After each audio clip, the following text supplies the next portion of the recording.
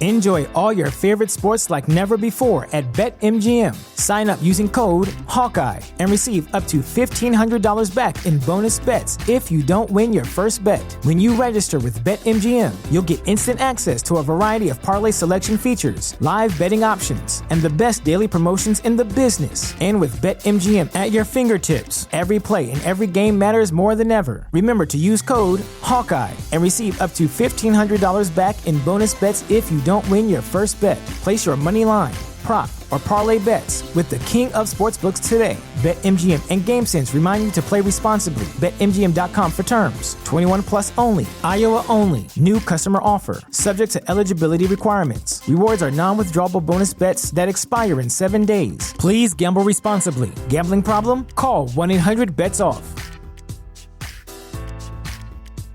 At Parker, our purpose is simple. We want to make the world a better place by working more efficiently, by using more sustainable practices, by developing better technologies. We keep moving forward. With each new idea, innovation, and partnership, we're one step closer to fulfilling our purpose every single day. To find out more, visit parker.com/purpose. Parker, engineering your success. Hashtag no music, no intro. We're back, guys. I'm super stoked for this episode. It's one we've been wanting to record for a while. It's finally happening. We have Doctor. Look how fancy. I feel so fancy right now. Thank you. Dr. Lindsey Mitchell joining us, a sports psychologist of the Pave Group. She has her own business. She is a self-made woman. Shout out to a dude who I'm going to quickly make a quick segue. Shout out. This is a personal thing. I'm going to make a shout out to Ryan Nordiff. He's a huge fan of the podcast. He's a supporter of Ryan and I doing the show.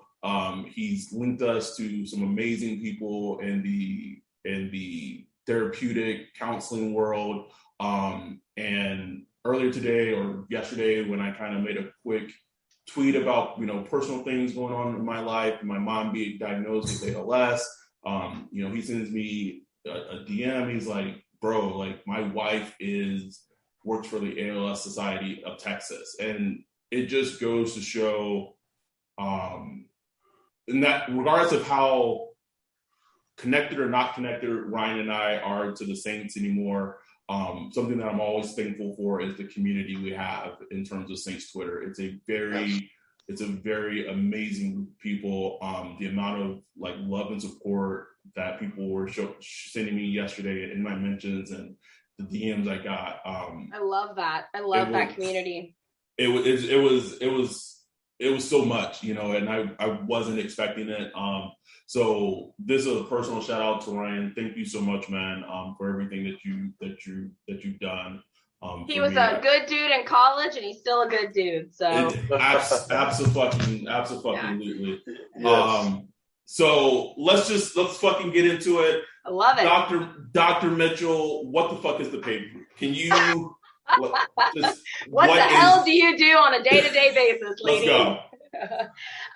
Very, very briefly. So I'm a clinical psychologist by trade. I did suicide prevention in the military up in Washington, D.C. For the first part of my career. God bless you. Yeah, it was beautiful. Talk about a community and beautiful people and beautiful stories. And so I love the psychology behind our military men and women. They're action oriented, right? Look, I got this problem. I'm dealing with this thing and I need help. And that's the kind of therapy that I really love doing. Unfortunately, it is a tough gig and I kind of got burnt out really quickly. I still work with veterans, just not full time. So I was kind of revamping and rethinking what I wanted to do. And athletes are a lot like kind of our military veterans. They're action oriented. They want to get their mind right. I love to be around people that want to compete at an elite level, be that, business people or, athletes, but that athletic mindset, really, like, I really connect with that. So I thought, all right, I'm going to shift gears. After getting my PhD, I said I would never go back to school. I was a big fat liar. And I went back and got my master's in sports psychology. I was the world's worst student because I said, C's get degrees. Let's wrap this bad boy up. Let's go. Let's do it. And then I moved back to Texas. I got injured, and my dad said, well, while you're sitting around doing rehab, why don't you try to open your own practice? And I dove right in and had 2 clients and fell in love with the man that absolutely supports me 100%. And so now I do about 30%. That's all mental health. So 30% of just the good old military, mental health world. And then I have about 70% of athletes. So we're just helping people function at their very best and whatever means necessary. So I decided I didn't want my name on my practice. So I came up with Pave Group, Pave Your Way to Success. And that's where I'm at. So it's fun to be here. Oh, that's awesome. Lindsey, you said you did your master's in sports psychology. What does something like that entail that's different from your typical psychology master's? Yeah, so the biggest difference I would say is kind of the mind-body connection that sports psychology really looks like. So we do a lot of like kinesiology classes, anatomy and physiology. So we're really looking at how our minds and bodies are connected. So whereas your clinical psychology is going to do mainly just your neuropathways and kind of just the mind. So the sports piece, because we're really trying to figure out how can I communicate with my body, or more importantly, how can I get my mind out of the way so my body can do what it needs to do. So that's the biggest difference, is they add that physical component. So we're really looking at that beautiful marriage between the mind and the body. So interesting. It's so interesting. So I have my bachelor's in psychology. Nice. Yeah. And practice, I'm a social worker. I work with children.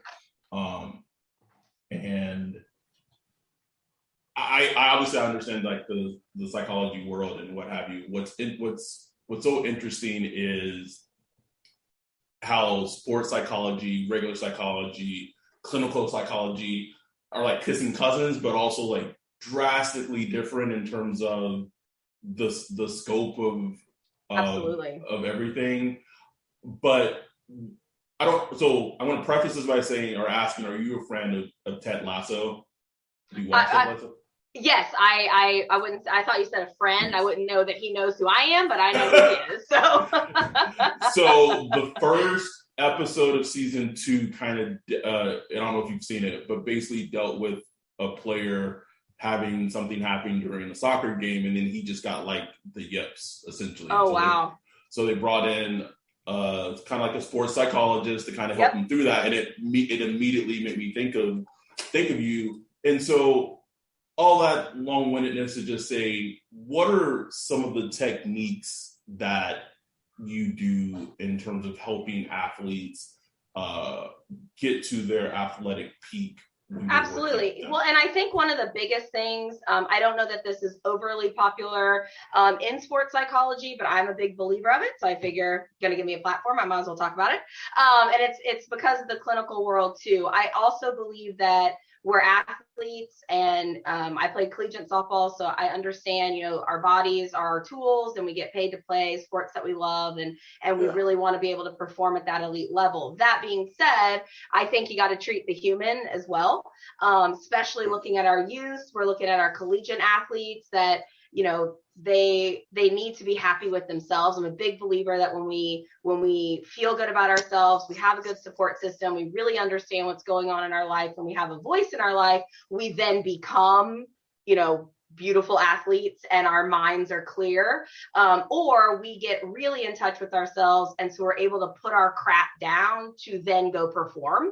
So I think a lot of times sports psychologists can dive right in and be like, all right, we're gonna do some visualization, we're gonna do some breathing, we're gonna talk about how your body is moving and what key signals we're sending to it. And I start way back at the beginning, like, tell me who you are, what are you trying to accomplish, all the pressure. You hear a lot of college athletes, I'm trying to provide for my family, I'm trying to go pro so that I can help with this and that. So I do think it's a beautiful marriage of both the clinical piece, because you've got to be a good human and you have to create an incredible sense of awareness to know, we're seeing that so much. I mean, we saw it in the Olympics with Simone, right? Like, I got to put my stuff down. And when I can't, I need to take a step back and figure out what's happening in my life so that I can perform. So I say that before we kind of dive into traditionally what people think of sports psychology is, athletes are humans too.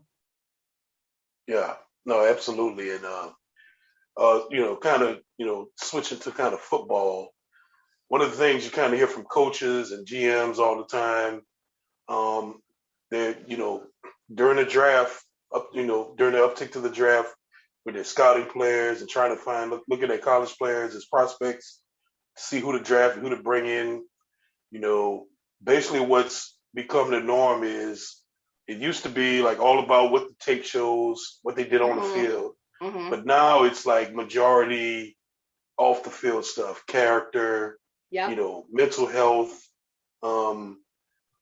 baggage from family. Right. Yeah, I mean, I tell my parents that I was like, if we've got a college coach coming to watch your kid, they're watching you just as much as they're watching, your kid too, right? No, I mean, we don't need a parent on the phone. College coaches don't want to deal with like crazy dad, right?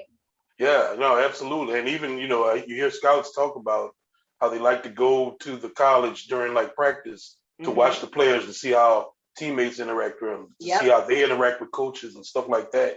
And one thing like me and Adam always used to talk about is like, why aren't more professional teams hiring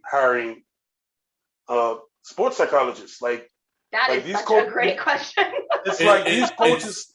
It's so funny because Ryan knows it pisses me off so much because of my career. And it's like there's these billion-dollar sports organizations, and yet you have coaches that are 40 to like 50 to 60-year-old, mostly white men, and you're trying to ask them to like do something that's not in their profession, right? Like they coach, that's what they're good at. Right. And so let's talk about the Tennessee Titans, right? We're talking about this offline. Is there a Isaiah Wilson in I was going to say, man, if there was a Tennessee Titans sports psychologist position, I would be Pave Group, bye, sign me up, let's go.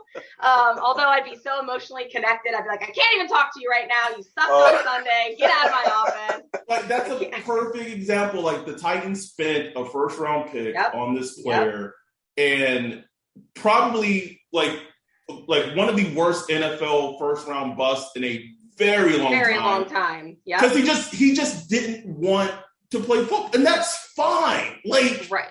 But how did somebody not catch that so far ahead of that? Because one of the biggest things, and Adam, I'm sure you get this in your job. Oh, well, I took a Psych 101 class.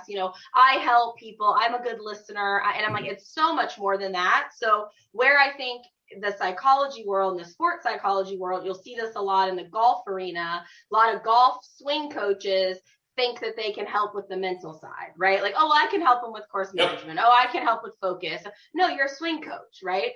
Football, like you said earlier, you're the coach. So I think some of that it's a little ego, because I think everyone thinks that they can do it, and it's easy, or it feels like anybody can do it. But also it's just about realizing, again, the complexity of the person. I was in an office when I was getting trained for sports psychology, and I was brand new. It was like my second day, and I do have an inability to keep my mouth shut. So I'll say that before we keep going. And so I'm sitting there, I'm just listening and observing a guy, linebacker, very, very well paid, just got transferred to a team, huge money, he's playing great. He's sitting in this room for white coaches, and I'm just taking notes, and his wife was pissed because he said that he thought he was going to be with said team for X amount of time. They just had a baby, just built a house. And so wife said, look, I'm staying put. you go play football. And he was playing bad. And they're all, talking about, you got to beef up, you got to do this. I'm like, he's playing great. I was like, his problem is because his family's not right? Like he's not functioning because he can't figure out where to put his stuff down and connect with his wife and try to make it work. And they looked at me like I had 8 heads, which was fine. But that's the part, right? And when I say that we're humans, and we've got to really figure out how to merge the two and everybody play nice in the sandbox. So that's my soapbox. I promise it won't happen again. That's a lie. That's a lie. That's a huge lie. I guess our question is, how, like, if teams had sports psychology, like let's say an NFL team, right? Leading up to the draft, like I was talking about, if each NFL team had a sports psychologist, and then if someone in the Saints organization is listening to this episode, because we know sometimes that people do listen to our episodes, like just pass this along to Sean. But if each NFL team had a sports psychologist, like how much could they gain in terms of during the draft process with prospects, getting to know how prospects, what makes them tick, how could that transform how they evaluate players? Yeah, I mean, and I think it's different. It's also different, you're going to see it a little bit more in baseball. They've got some sports psychologists that are traveling to kind of the minor leagues to do a little bit of that. But as far as football, again, I think you just see the nuances that, you're not going to see in the PT, you're not going to see in the combine, you're not going to see it in that athletic way. Also, huge nonverbals.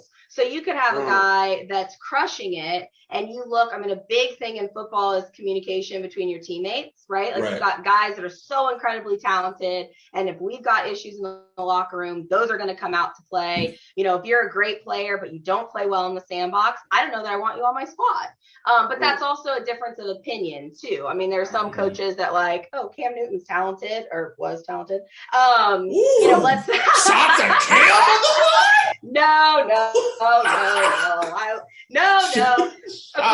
But again, you see Belichick's like, I can take talent and I can create it and we can make it work. And then you have other coaches that are like team chemistry. I want the locker room to be good. I need a good leader. So I think where sports psychology is, where we benefit is I can just provide you information. Like, hey, I talked to this guy, good family dude. He's going to lead by example. This is kind of what I saw. And then it's really up to how he fits in the game plan. So it's no different than your physical talent and your physical ability. I just think it's a layer that is often overlooked. So some coaches might say, hey, I like kind of the badass, the attitude, the ego. I like that. We need some swag, like in our locker room. Like, let's do it. So some of that's just that sounds like Ryan. Ryan loves adding thugs to the team. Let's go. It's like, you have a record? Oh yeah, put him on the squad. He knows how to do it. Let's do it.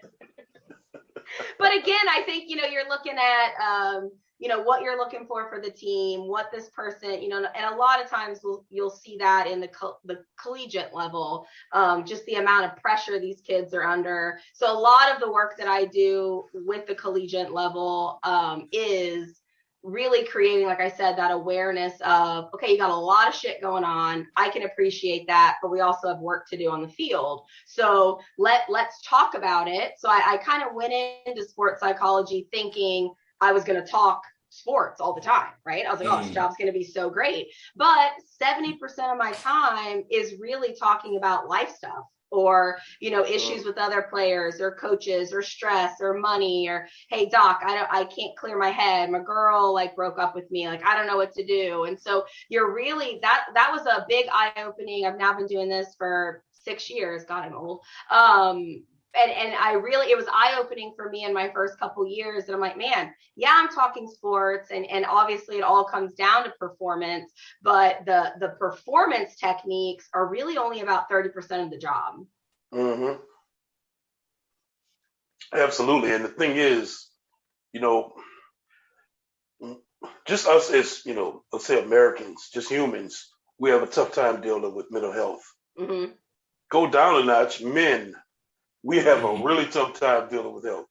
go down another notch, Black men, then we have a really like it's Y'all almost don't want to like, get in touch. Y'all don't want to get in touch with your feelings. Come on now.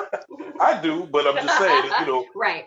Culturally, it's been, it's just one of those taboo things. You just don't talk about. You tough it out. Don't worry about it. You tough it out. Keep pushing. Well, and you look at athletes, military. I mean, again, that same thing, weakness. That weakness word. Yeah. I'm having a moment. It's that weak word, and really redefining that, and like, okay, let's take a step back. We've got a lot of kind of African American athletes that are coming out, which I think is great. Being like, hey, we got to be able to talk about it. Mental health trends up and down, but we're seeing a lot of coaches, players that are starting to talk about it, which then trickles down, and hopefully we can start. Right now we're reacting to mental health in athletics. And what I love is to get more proactive. And that starts with the youth sports. We don't need kids playing, this diehard competitive sport when they're 2.5. So I think, we're really looking at a cultural change in the world of athletics, but giving, strong. So in my profession, some athletes don't claim to work with me, which is fine.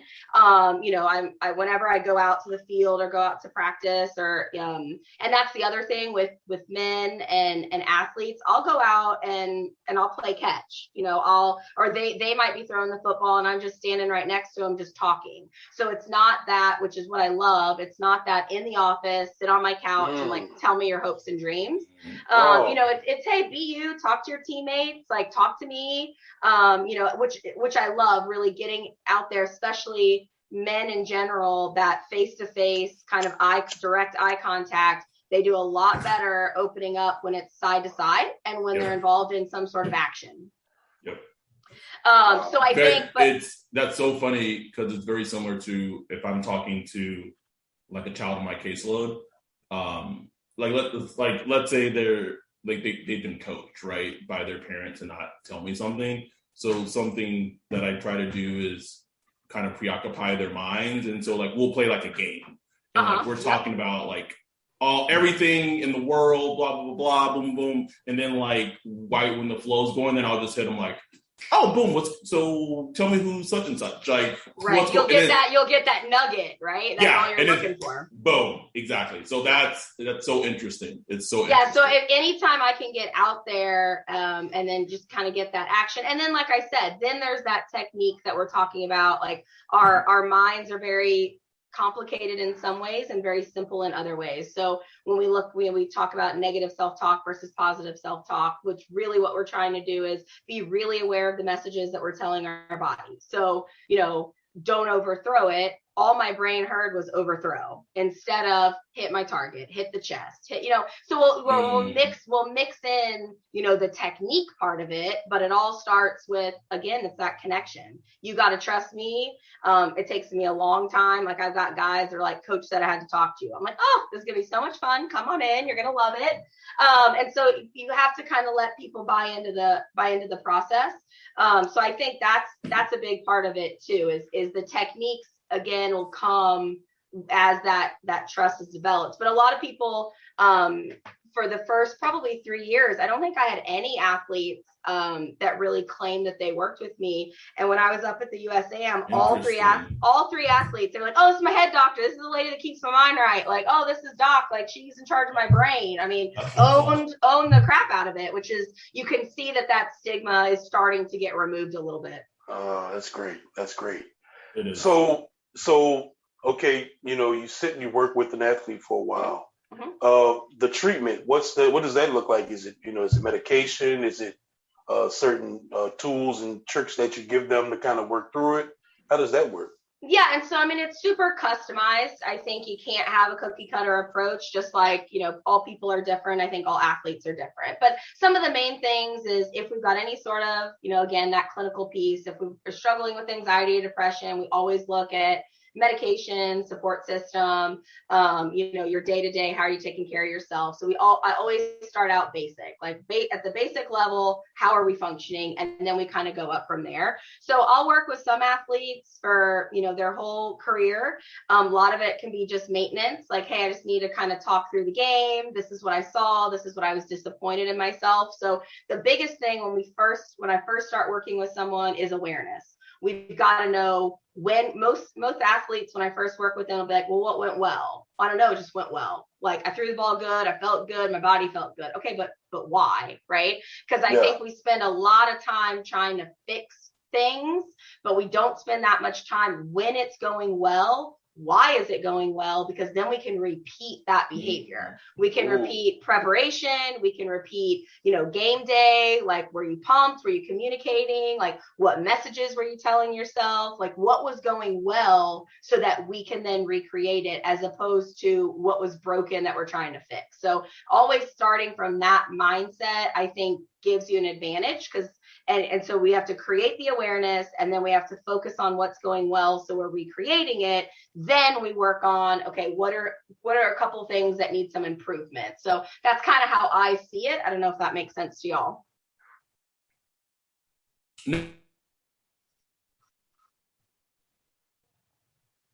Oh, did I lose you? Oh, sorry. I was muted. No, you're like, Lindsey, that makes no sense. I'm out. Goodbye. Podcast over. I was like, okay, apparently that was not good. Sorry, I was, No, you're fine. Cardinal Zoom mistake of just being muted, and we're so classy here that we're not going to even edit it out. We just like our listeners to be along for the experience. Yeah, I had a small panic moment. I was like, all right, good to know where we're at. Good to know where we're vibing. I appreciate it. You're like, okay, so we weren't doing good. Okay, all right. So regroup, take a shot of tequila, get back on board. All right. So something that goes hand in hand in your field is the day and age that we live in with social media. It's so drastically different back in the day. Different, yeah. When it's like the only people that would criticize you were like the local radio talk show host, and like that's then like maybe like fans, but like it's so drastically. I think you could drown that out if you really wanted to. Yeah. And I think that's a lot harder to do now. It's so hard to do. And the perfect example, that I think about as a Saints fan is what happened to Marcus Williams after he missed a tackle, Minnesota Miracle. And even seeing other Saints fans, like just the vitriol that they had for him. Also, it's kind of I had to block people because they were going in his mentions, just being just, and that's when it just like everything like why are we doing this over fucking sports? But that's we'll get into that. He was 21 years old, a 21-year-old. That's crazy, Ryan. And everyone's telling you are garbage. Right. You are garbage. Right. And you had a good year. Like, this was someone he had an excellent rookie season. Oh, I was gonna say, and now you're trying to. So basically, the message that we're sending is you cannot make a mistake. Right? Like, because like you said, great season, great athlete, great kid, right? And we're saying, hey, but don't fuck up one time or we don't have your back anymore. And I think that's a hard message to receive from your own community. Yeah.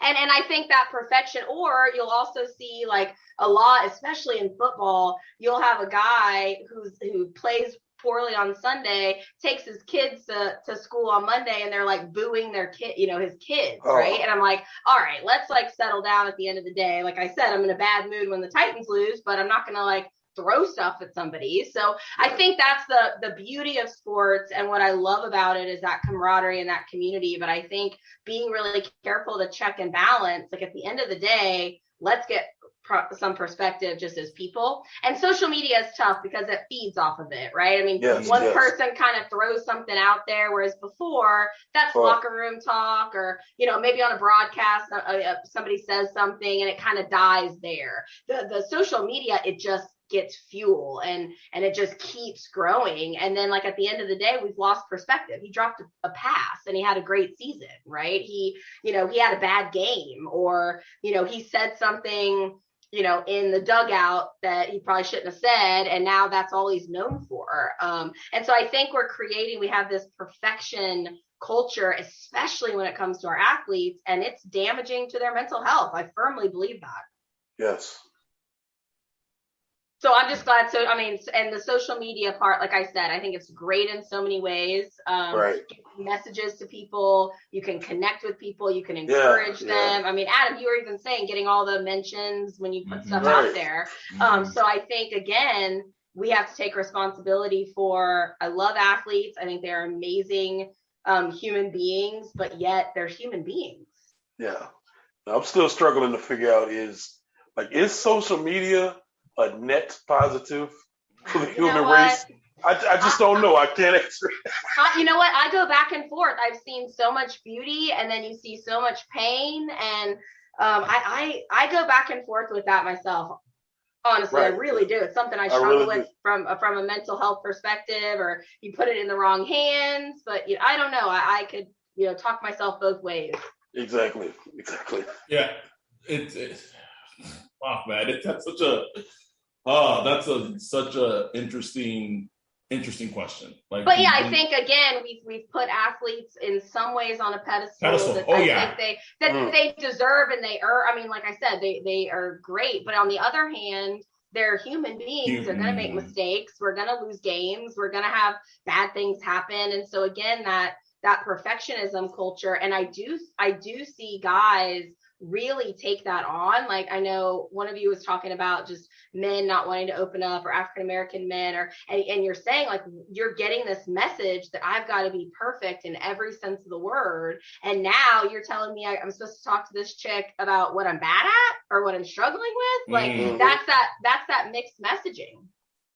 Yeah. And one of the reasons why as an independent consultant, so you'll see that a lot in the military. I actually reach more military people, and I actually think I do better work now that I don't directly work for the military system, because you are still in the system. So again, you'll see a lot of athletes. So teams might not have sports psychologists, but like Russell Wilson has his own separate sports psychologist that's not connected at all to his team. And a lot of times they do that for that confidentiality. Hey, look, I need to go talk to somebody and I know that it's going to stay in-house. So we'll see a lot of that too, because these franchises demand that they're supposed to be perfect and effortless and no fear and, tough. And then you're saying, okay, but now you can show weakness to her in this room, but only in this way and only to this person, and not when anyone's looking. Which I think is tough. Yeah, it is. It's extremely tough. It's extremely tough to. Yeah, I think that you brought up a great point about being an independent contractor and not being affiliated with the team or military. Like that's a great point that I didn't really even consider. Like it just gives you the freedom. Like if I want to say, well, I think your coach is kind of an asshole, right? Like he's not signing my check at the end of the day, right? And I do think it allows you to see them as humans, and then we see them as athletes, and then I can say, all right, let me go talk to other people. It gives you a little bit. I've always loved it because it does give you the ability, I think, to be more impactful. But that also takes a lot of responsibility on athletes to have to then reach out for that help. Because when you're affiliated with the team, sometimes you'll have required meetings, right? Like you have to go see Lindsey every week. Whereas, so that's the other side of it is sometimes people don't reach out for help. When they need it or they're struggling and the other thing with sports psychology versus the clinical world, clinical people will come in and they know it's a journey and a process. I'll get guys that'll call me on like Saturday and be like, all right, doc, my game tomorrow, like, what the hell do I do? And I'm like, okay, first of all, I would charge you a hell of a lot more if it only took one session and one magic word to like get your mind right. And then I would never see you again. So that's the other part too, is we are training our minds to connect with our bodies. We're trying to change the way we think, to change the way we perform. And that does take time. And so that's a little tricky too in the sports psychology world, because you are dealing with people that put their head down and they get action really quickly. And they'll rehab, they're ready to go. They want to get back out there. And this psychology with the sports aspect, you are retraining the way you think. And when we ask our brains to make that big adjustment, it takes some time. And sometimes, they'll catch you mid-season. And I'm like, all right, like there are definitely things that you can do in the moment to, very simple things like, okay, we got to change the messages that you're telling yourself. You've got to prepare. I tell athletes to do a brain dump the night before. So if it's a voice message or a note or however you want to get it out, every single thing that's bothering you, everything that's on your mind, every worry or fear that you have, like dump it out so that when you walk on that field, you're as clear as you can be. So like that's an example of something that doesn't take time, that just takes some effort to do it. But visualization, everyone talks about that, very hard skill, lots of effort that it takes you to really utilize it in a way that's going to be beneficial. So there's also a little bit of a dichotomy there of, I can give you some tips and tricks to like ease some things that are happening, but it's also a long-term process. And I think it has to be a part of your training as well. So I wanted to ask you. Go ahead. No, I just wanted to ask you, especially dealing with money. Obviously that's hard just in general as a human being. Right. With money. Then you're talking about like big wealth. I mean, right. Life-changing, money, generational wealth. Right. Just snap of a finger, it's like happening. I mean, how do you even deal with that? You're talking about family, Yep. family wanting to help. You want to help your family, but you also have to think about how to take care of your finances. You're working in a career that could end literally in practice. Yep. One snap and you could land on you just take a step back wrong and your career is over. Right. I mean, well, and you also have, you've got money and then you've got stupid money, right? So you've got a lot of guys in the league that are making, $3 million, right? And so I'm thinking, $3 million, right? But you got, your agent, your trainer, your this, your that, your house, your family, like that's also money that you have to manage well and be careful. And your career, like you said, might last 2 years, right? And you might be 24. Well, if you made $6 million and you're 24, that's not going to go as far as we would like it to go either. So, right. I think that's, again, helping people identify kind of who they are. You'll see a lot of families that are super involved. They'll, you got to give money to so-and-so. Oh, you got to do this. That's a whole nother layer of stress. And so I think as a culture, when we were talking about earlier about that perfection culture, the pressure, it's like, oh, you get to play football for a living. It's so awesome. Well, yes and no, right? My body's beaten up, my mind's beaten up. And now I'm taking on this responsibility of caring for a family. It's a lot to take on. So I think it's a place that a lot of people want to be. But there's a lot of mental grind that comes with managing kind of all of those pressures. And like you said, I step wrong and I'm out. Right. And then there's just the stress of, people looking at you with dollar signs in their eyes. Mm-hmm. Even family where maybe you just want to go see your cousin and say, hey, what's going on, cuz? And just talk shit. But, you're not that cousin anymore. You're the pro player. You're the pro player. You're like, but what are you bringing to the table? You're just like, are you going to bring some money? Are we going to the strip club? Are we going, it's right. It's like you can't even just relax and just be the cool cousin that we always were. It's like, that's such a good point. It's an identity thing. It's who can I trust? When can I be myself? What is myself? What does my real self even mean? I mean, that's kind of what I mean. As much as I talk sports performance, such a big part of it is just like all that crap. Yeah. Oh man, I can't imagine. Yeah, that's a completely different other aspect to it. We can honestly have a whole episode on this, but I gotta jump into it. So and this is a topic and an idea I have thought about for years. We were talking about it before we started recording.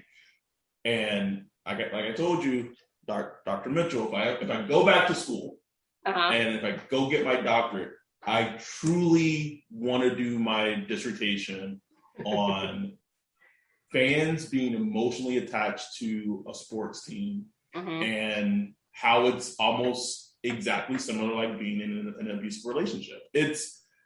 And I've seen it so much. Like there's a whole cycle to it, right? Like right now it's the off season, it's training camp, right? So to me, this is the after, last season didn't end that well, like, it's all this hope, it's all this newness. Yeah, it's like it's bright, shiny. It's like this is the babe. Yeah. I'm gonna do better. I'm gonna do better. Like I'm sorry. I'm sorry. Here's the flowers. I'm sorry. Yeah. You get the draft. You got the new players. I'll buy the jersey. I'm back in. I got the jersey. I changed. Yeah, I changed. You see what I'm changing. Baby, I'm sorry. I'm a new man. And it's so wild because, like, if you really think about it, there are fans, especially men, like we are notorious for this, that are more loyal to their sports team than they are like their actual like spouses and like girlfriends. Ask a guy, like, bro, how about you just change your sports team? Just like change your team. And they're like, what? I could never. But then you ask them like, hey, like, are you and Michelle good? I don't know. Well, there's this other girl. Like, it's so easy. Isn't that crazy? Well, and also, too, you think there are people that are in their, let's say, 50s that have been diehard Saints fans since they were in the womb, right? Like their dad, it's a family thing. Like you didn't have a choice. Like you're just, and so it's like sometimes a sports team, people have been committed to that more than anything that they've ever committed to. A partner, a job, a house. I mean, you think about it. If you've been a religion, I mean, all of that. So in some ways, it becomes a part of you. By the way, if you go back to school and you write that dissertation, I'm all in because I think it's fascinating as hell. And more people would read that than read mine. So I'd be in on that. But it's true. I mean, you've got this commitment, like you said. I mean, it's this commitment to the game. And as much as we think we do, we have zero control over something that has such an enormous power over our psyche. Like none. Nobody cares that you wore the same jersey and you didn't wash it. Nobody cares. This has no effect on it. Yeah, nobody's hearing you scream through the TV that you want them to, blitz the quarterback, right? Like no one hears that. The only maybe small change that we have as fans is going to a game in person, the Superdome or whatever, and like creating some type of like home crowd field noise advantage or something. Yeah, but that's it. And even then, that means nothing. Well, and you think about it too, and so something that literally can put people. I went to school at University of Kentucky, and when the basketball team loses, the whole Lexington, Kentucky is in a depression for like a long time. And you're thinking, for something that has such a profound impact on your life, there is nothing else in our life that we would let impact us that way that we had so little control over. Exactly. Oh, that's so true. Whoa.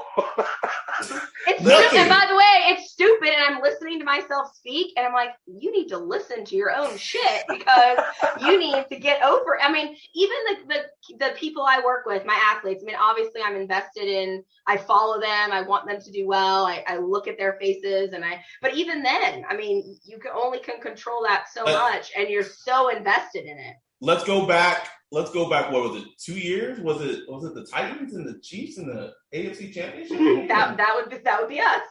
Everything was going like so rosy. We were rolling. I was rolling. And then one Mahomes epic scramble. See, just bringing it up right now, like you're triggered. I know you are triggering me right now on a Friday night. I do not need this shit. Look what you're doing to me.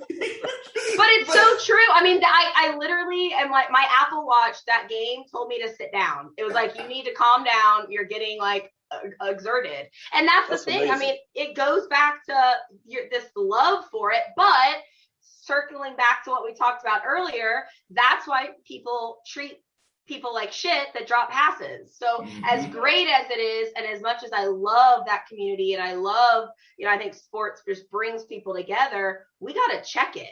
Yeah. I need to check it. we do. We got to check it. It's crazy. And I would love to understand the physiological response to that. Like us watching a football game, I'm sitting at home watching on my TV. Oh, yeah. And there's a physical response to watching it. Mm-hmm. And I'm not doing anything, but yet I feel all the emotions. I feel like I'm a part of it. I'm fully invested. And you really do. Like my Apple Watch, hand to God, was like, sit down. Sit down. Like you're like, so she listens to some episodes. So speaking of the Chiefs, that same year, my girlfriend is a 49ers fan, right? Okay. Played the Chiefs in the Super Bowl. She's kind of emotionally detached herself from the Niners. She has a healthy attachment, let's put it that way. Yeah, she does, for sure. And she came to that realization before Ryan and I came to our realization of the Saints. But even that game, she didn't watch it. It was on, but she was like at a party where it was on. And same thing. Apple Watch was telling her, like, just knowing like the score and knowing that the Niners were like blowing the lead. It was something that was it's just wild. The grasp. Well, like I said, it's this connection. And like I said, one of the things I can go back. I mean, I've been a fan of the Tennessee Titans before I was a fan of my husband. I'm not planning on getting rid of either one of them, but again, I think it's that loyalty, that connection. You a lot of people find their teams when they're kids, and so it reminds you of watching the game with grandpa, or it's such an emotional thing. But I do think there is an unhealthy attachment in some ways, and that's why I think we then develop that perfectionist culture, which then bleeds into athletes, then it bleeds into our mental health. I mean, it's definitely a cycle. But I love the way you compared it to the relationship, right? Like, we're new. Yeah. Baby, I'm sorry, let's get started. Yeah. They lose a game, you're like, here we go again. Nothing. Like, what the heck? Then we win a big game, and you buy the present. I mean, it really is. It's such a good example. It's because I, in my job, unfortunately, deal with domestic violence. Intimate partner violence on a daily basis, almost. And as I've been a social worker for almost 6 years, and doing this, I was like, there's it's just the parallels. It's almost like it's a grief process too, right? You're in denial, you're in acceptance. You get to week 12, and you're like, my team sucks, I've accepted it. Yeah. Acceptance. Then there's that bargaining of like, oh, if they just win this game, they can get in the playoffs, and they can go on a run. Yeah, and I promise I'll never get this emotional. Next year, I'm not going to watch. It's a grief process. It really is. Yes, absolutely is. And I love looking at Twitter. And I watched the grief process. Oh, it unfolds on the timeline, bro. Yeah. During the game. They start off with the just anger and just furious, and then they're like, they're trying to make it make sense, and they're like, well, I kind of understand because, and then they're just sad, and then it's like, wow, this is sick. We are sick. And Adam's right. Sometimes it's during the game. Like if you follow someone's like Facebook or Twitter, and you're like, the game starts, they're amped, they got their beer, they're ready, let's go. Halfway through, they're terrible, I'm not watching them again. They're like, oh shit, we're back in it. I'm like, what is going on? It's one of the things I promised myself. I don't know if you remember this game. It was speaking of, we keep bringing up the Chiefs. It was a Chiefs game against the Colts in the playoffs. And this is when like Alex Smith was a quarterback and Andrew Luck was a quarterback. It's a playoff game, and the Chiefs went up by a lot, right? Like a shit ton, like just destroying the Colts.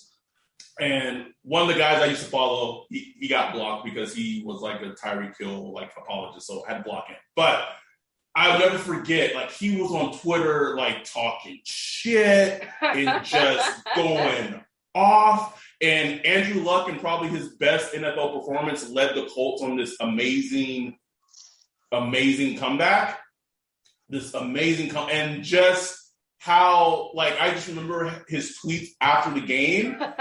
And I was like, and that's why, like, when the Saints play, I just tweet funny shit. Like, that's it. Right. But, like, I never go from this level of, like, talking shit, blah, blah, blah, because, as Saints fans, we should know. Like, we should know better. Absolutely. We are never out of it or in it until the game is over. Well, my brother, because like I said, my brother, big Texans fan, obviously Titans fan, we're in the same conference. And we not the Texans-Chiefs game. Yeah, we do not talk to each other. Like, we don't talk shit. We don't do it. It's like, you watch your game, you do your thing, I'm going to do my thing. And that way, like, we're still friends, right? Like, it's so stupid. Like, I'm talking about my brother and I have to come to, like, a peace treaty to, like, over a sporting event. Yeah, over the damn football season. But you look at fantasy football, right? Like, same kind of concept, too. I'm really thinking about adding this to my specialty areas, like military, sports, and then, like, sports fanship. I really like this. I'm telling you. I really like this. Lindsey, just give me a cut. That's all. Just give me a small cut. All right, I'll give you a small cut. You know, the mental health industry is rolling in the dough. Yeah, so, rolling. Yeah, we're just, it is, the sky's the limit. But it's so true. It's a weird, sports and athletics, it's a weird environment.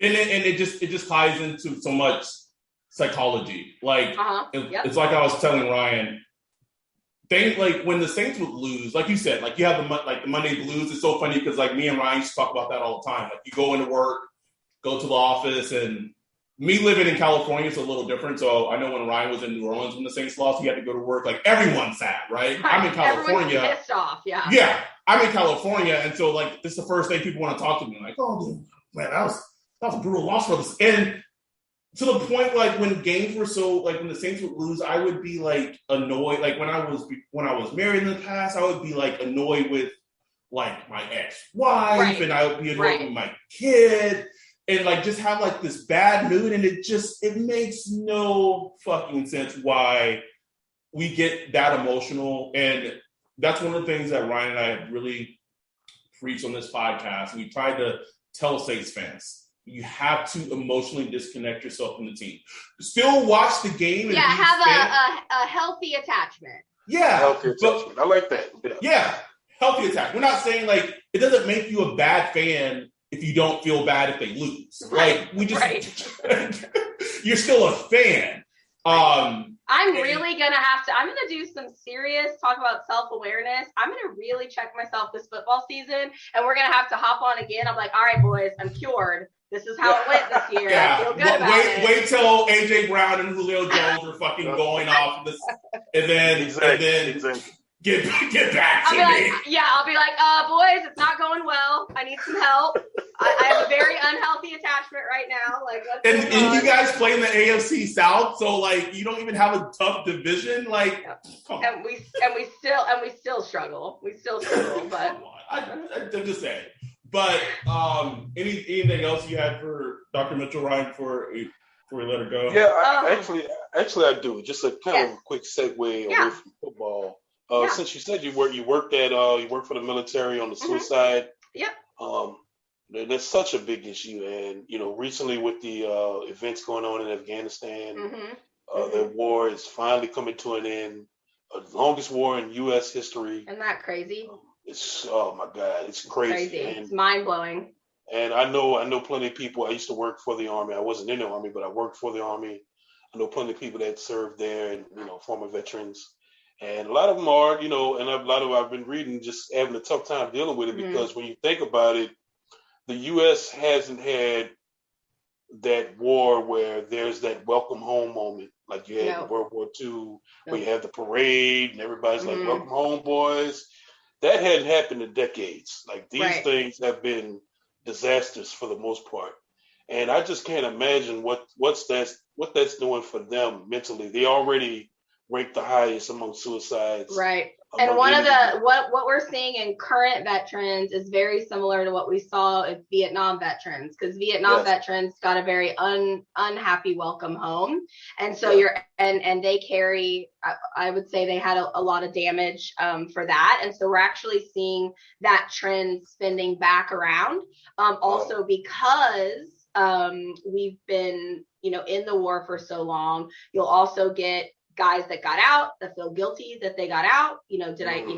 What do I do with that? You also have the youngest veterans that are coming back, where they had the longest tours in this war. They had the most back-to-back, so there used to have to be a 16-month period before you could go back, and it changed to 8 months. So you've got more tours, shorter amount of recovery time, and younger people. So their brain's not even fully developed. They're not even completely sure of who they are, and they're coming back. And because it's been going on so long, we don't have a lot of resources. So some weren't even alive when the war started. Nope. Isn't that crazy? That's absolutely wild.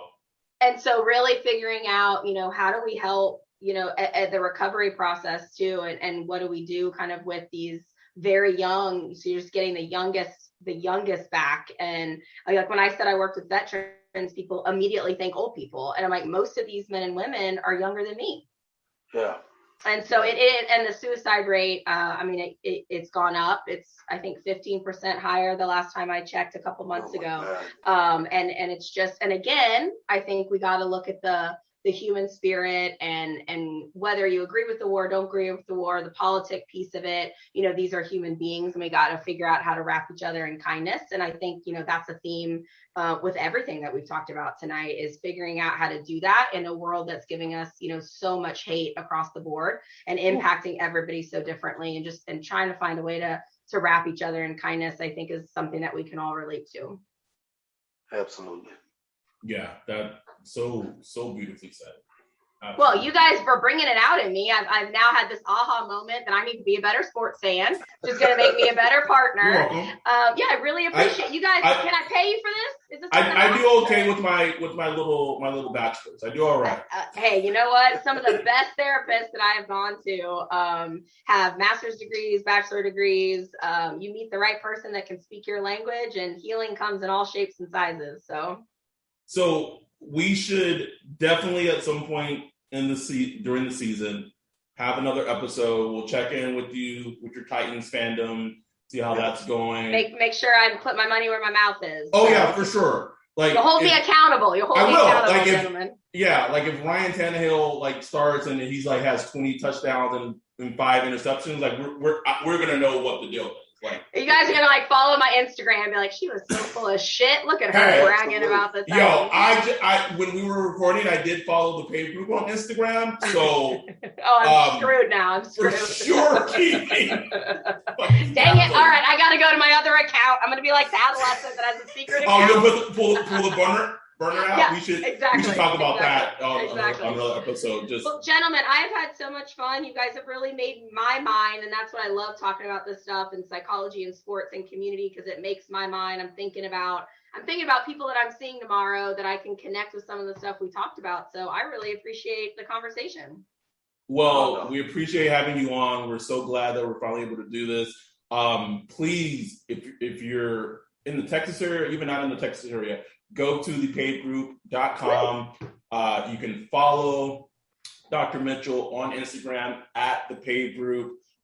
This was a pleasure. I'm so glad we finally got to do this. And Adam, on a serious note, I'm sending so many blessings towards your family. And if you guys ever need anything, you've got a therapist that is always willing to listen. And I truly mean that. So I'm sending so much healing your way. Thank you so much. I greatly appreciate it. It's good to see so much good that's still in this world. Obviously, my job deals with a lot of shitty and a lot of bad, and so I see a lot of bad, but it's been very refreshing these last couple of days to see how much good they're. Well, I hope it keeps coming your way, and if you ever forget, you know where to find me. I appreciate it. Thank you so much, Dr. Mitchell. Yeah, y'all have a great weekend. You too. We're gonna get out of here. We're out. Thank you.